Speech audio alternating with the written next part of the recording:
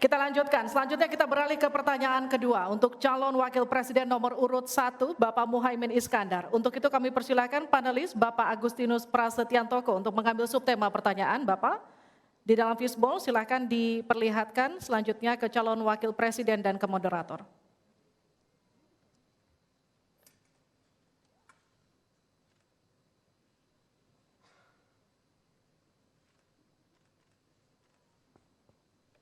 Investasi. Selanjutnya kami mengundang Bapak Fauzan Ali Rashid untuk mengambil undian huruf A, B, atau C.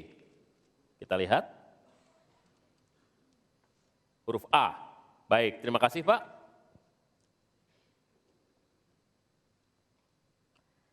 Kita buka amplop sesuai dengan undian yang didapat dan kita lihat masih tersegel Bapak. Kami ingatkan kembali untuk mendengarkan dengan seksama karena kami hanya akan membacakan pertanyaan satu kali.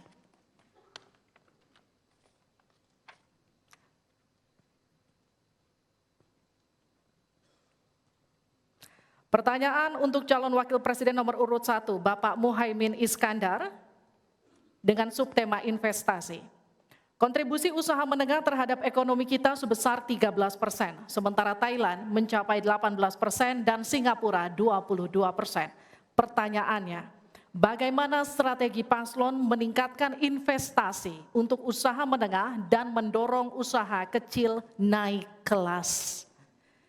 Waktu Bapak untuk menjawab 2 menit dimulai sejak Bapak berbicara. Silakan. Terima kasih. Investasi salah satu yang paling penting buat pertumbuhan ekonomi kita. Dan investasi tidak akan ada masuk ke tanah air kita apabila tidak kita bangun trust, kepercayaan internasional, kepercayaan dalam negeri dengan apa? Dengan kepastian hukum dan terjaganya kestabilan usaha yang berkembang di masyarakat kita. Di sisi yang lain, investasi juga masih sangat tertutup. Kita ingin investasi ini begitu terbuka dan tidak hanya berkonsentrasi kepada investasi yang menumpuk pada sektor-sektor tertentu atau padat modal.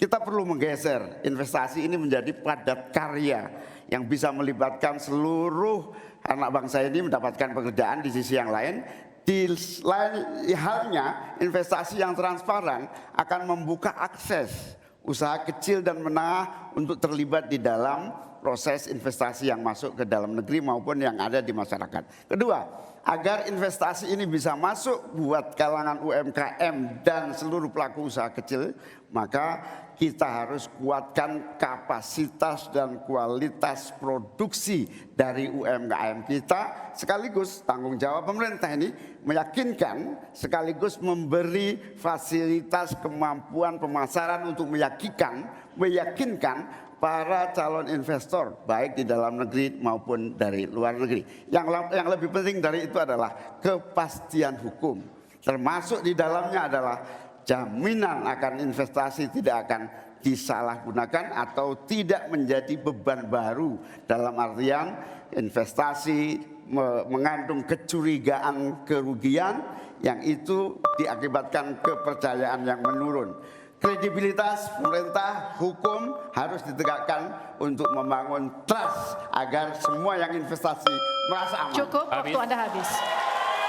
Terima kasih, mohon tenang. Kita mulai untuk meminta tanggapan dari calon wakil presiden nomor urut 2 terlebih dahulu, Pak Gibran.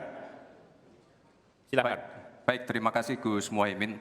Mungkin PR kita ke depan adalah bagaimana kita bisa menurunkan indeks ICOR kita.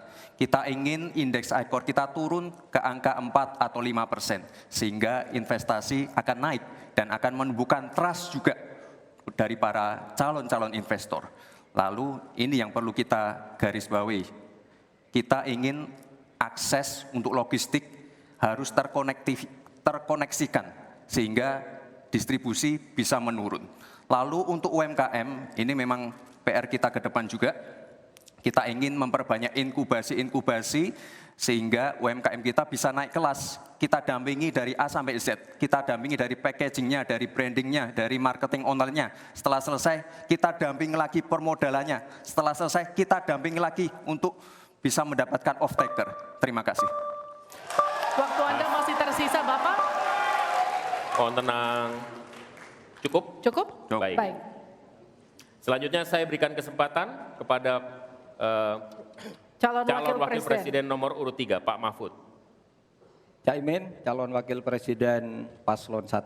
Begini, yang Bapak sampaikan itu tadi saya kira itu sangat normatif. Seharusnya begitu.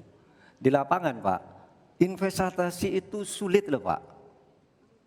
Prosedurnya bertele-tele, ada konflik of interest di mana pejabat yang ngurus itu misalnya harus mendapat sesuatu tapi disalurkan lewat si A. Itu laporan yang masuk ke saya.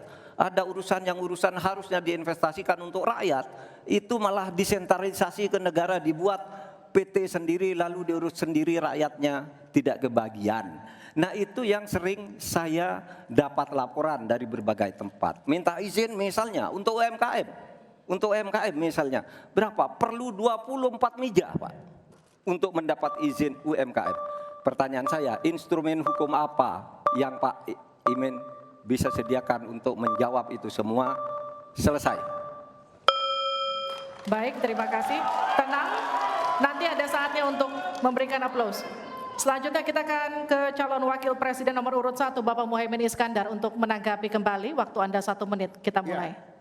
Memang apa yang disampaikan Pak Gibran, selain kita bantu permodalan dan kapasitas untuk produksi yang meyakinkan para investor masuk, ada prasyarat-prasyarat mutlak yang disiapkan pemerintah. Sekaligus menanggapi Pak Mahfud, kita punya undang-undang Omnibus Law, kita punya sistem baru yang lebih efektif dan ramah terhadap investasi. Tetapi sekali lagi, pemerintah terlampau lambat dalam mengimplementasikan itu semua. Sehingga harus kita selepet supaya lebih cepat lagi menyediakan sarana dan prasarana bagi percepatan izin. Berbelit-belitnya izin saya setuju, menjadi penyebab utama trust itu hilang.